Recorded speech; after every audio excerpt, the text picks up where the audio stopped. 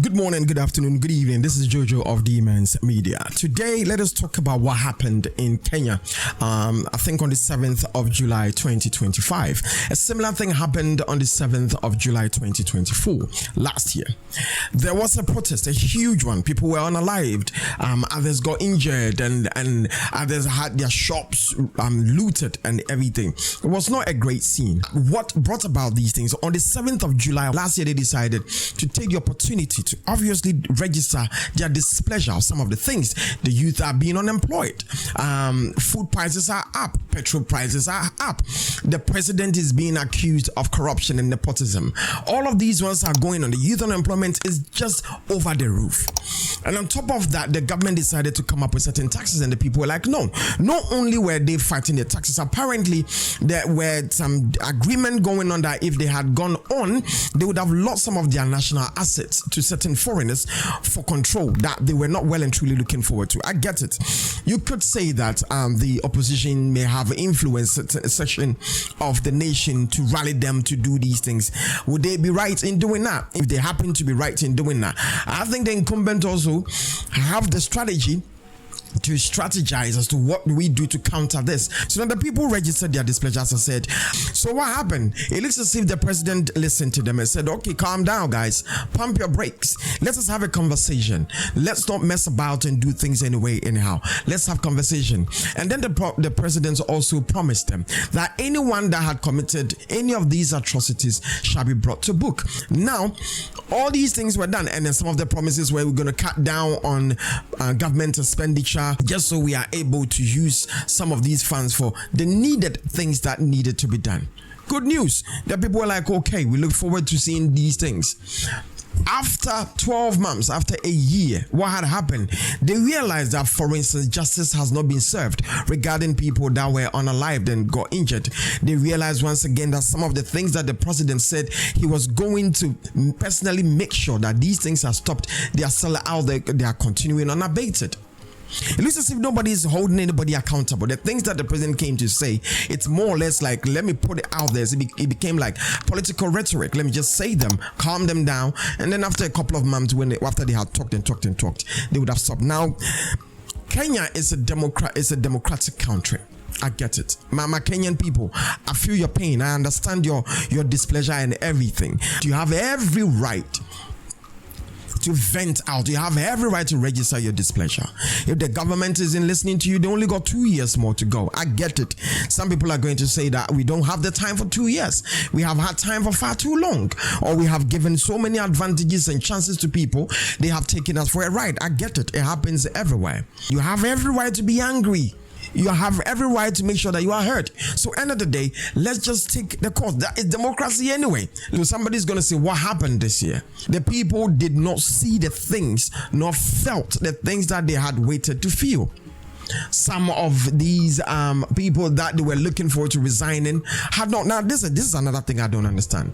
Why is it that whenever politicians need to bring up something, because one of the things that they fought against last year was not only the tax hike. I get it, the government needs money. The money has got to come from the people through taxes and levies. Now if we've scrapped them, then we need certain monies as well to run the nation. I get it, but isn't it better for all the time to look within and ask you, the politicians that are ruling, ask yourself question like, what do we do? You must lead by an example.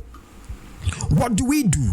What can we give up so that the people can be comfortable? The people that voted us into power, they'll be comfortable. Are there any incentives that we can give up? Because most of these taxes that they look forward to bringing into the system for the people that are already suffering to suffer more, they might not end up paying part of it. Even if they are to pay as everyone is paying, they're not going to feel it. We voted you into power. We have given you as much incentives, luxury, protection, name them. And then we are suffering. It's more or less like we keep on giving. What do we get in return? All what we get in return is tax hike and bring this one in and bring that one in, this levy here, that levy. That's all what we get whilst you swim in wealth. And the people that are over there representing us, you were part of us. You understand? And the thing here is that we voted for you. And just when we had voted for you, look at this disparity. The difference is just something else. You have just become something else. Anyway, one of the TV stations, I've invited some of the youth to come over for them to have conversation. I'm not able to put the entire video here. Now, this video that I'm doing, or the video that I'm reacting to, it is not in any way to incite any violence or any aggression. It is for educational purposes only. So let us watch this video and listen to what they have to say. Kerry, will the young people heed the president's call to stop the protests and have a conversation on development? He says, bila amani, hamwezi kupanga ajira. Well, that depends on whether he's going to act on our demands, because they are just as clear as daylight. You realize that the issues that take youth to the streets are so straightforward, and there's totally nothing to talk about. In fact, all we ask for is for implementation of the thing that he said he would do. And actually listening to the president, one would wonder whether really they had a plan at all, or was he even ready for presidency by the time he was being elected, given that you remember that the first thing he did when he was sworn in was to abolish kazi mtaani, saying that it's outdated and our young people needed to go into masonry and those kind of jobs. But he has now realized that that is not working. Whatever is calling the housing, whatever projects, it's not working for the young people of this country. And therefore, listening at him, one would actually, make a confused president out of him, because really, I don't think he's in line. I don't really think he understands the youth, and he does not understand what our clamor is. And therefore, our going to the street is motivated by a number of things. And in fact, the president and his team is one of the motivating factors into our going to the streets, because you look at them dishing out resources, giving handouts, when actually they are saying they do not have funds for help, dishing out funds when you're being told that the healthcare system is defunct. Just looking at the way they're handling the governance matter in this country, really, he has a long ride for the remaining 2 years. Badu, mambo badu. Okay. Agneta? Okay. I don't think if the young people are going to heed to the call of stopping the protest, because, our motivation to protesting is the kind of leadership we're having, just right from the president himself. As by going to streets, then the president gives orders like you're gonna shoot the protesters in the leg, the young people, of course, those are the people on the streets. That's what is angering the young people, and that's not the only thing. You see, we have a lot of issues that are surrounding us, especially with the young people. People are very idle. People have graduated, they don't have any kind of job, and they're not even sure of anything that is going to change. Because as we can see, the empowerment that is being brought to us back in the villages is by giving us 200 bob and 300 bob, and giving us motorbikes. For real, a graduate of maybe engineering being given a motorbike, and you call it empowerment. A graduate of any other kind of degree or any other kind of qualification. You can't just sit back. You've struggled, you've gone through, personally, I'm just done with campus not a long time ago. We expect that when we come out of university, at least we have somewhere to start from.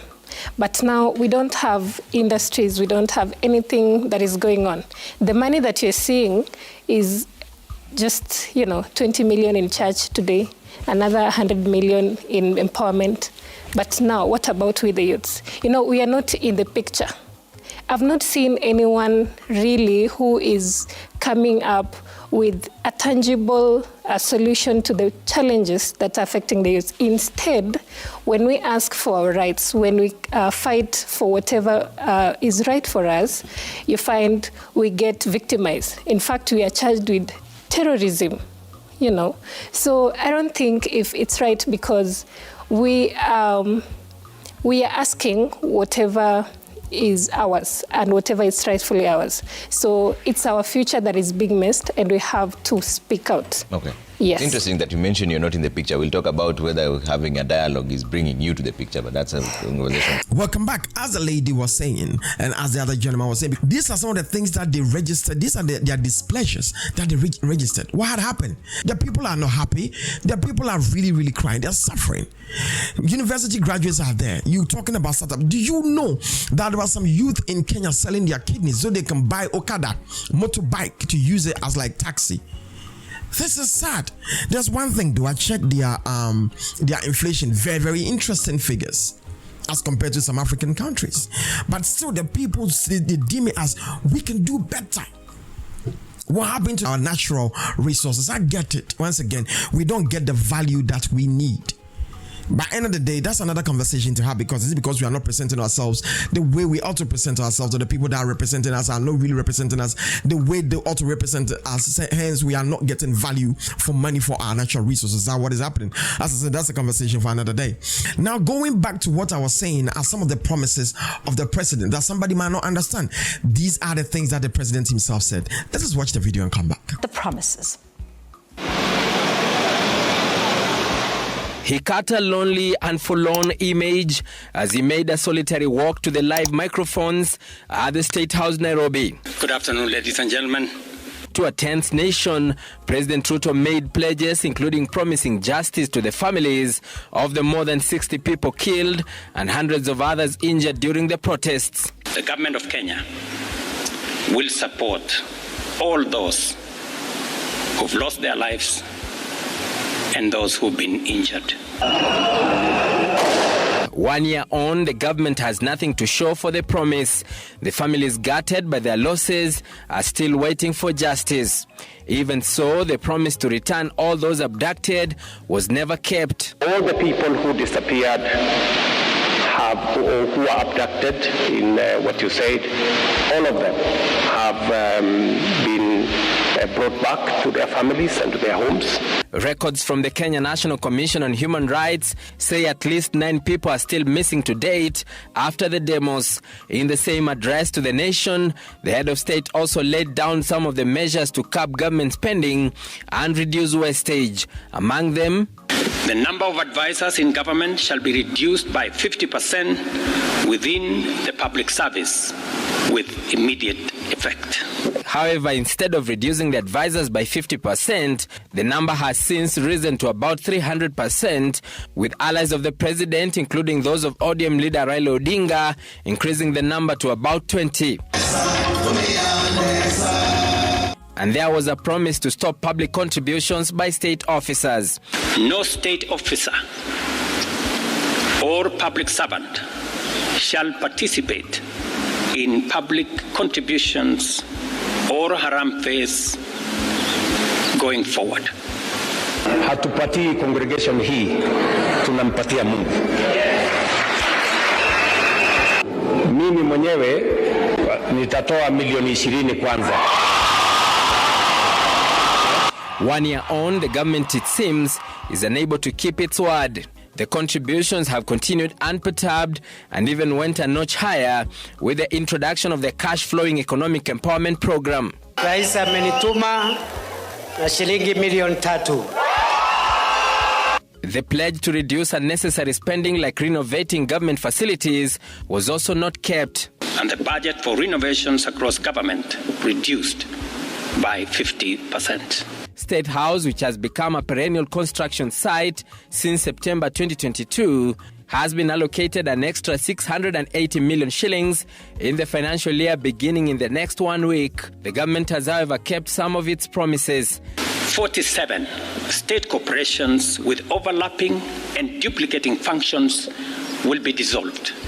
Early in January, Cabinet approved the merging of 42 parastatals into 20, while 9 were dissolved in a bid to cut cost and reduce overlapping of roles. Emmanuel Toh, Citizen TV, Nairobi. Welcome back. So once again, this is the other thing. The president himself said, I'm going to make sure this happens, that happens. And these things are not happening. So the people are just tired. Now we have come to this dispensation where we do know that there is no Father Christmas coming from anywhere to come save us. We must take matters in our own hands in a very dignified way. Sometimes, the only thing that will move the government sometimes is some of these things that we do. But at the same time, we should do our best to put it in a certain perspective, to handle it in such a way that we don't cause unnecessary attention to ourselves, because the world is watching, because we need investors into the country. Now, if we don't handle things right, it pushes investors away. We need to protect our peace in Kenya. And Mr. President, I'm sorry to say this, you have a lot to do. We get it.